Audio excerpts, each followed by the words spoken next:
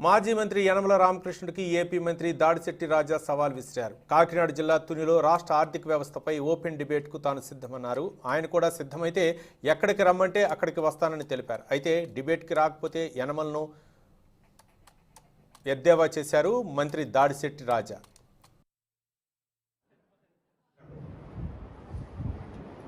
రాష్ట్ర ఆర్థిక వ్యవస్థ మీద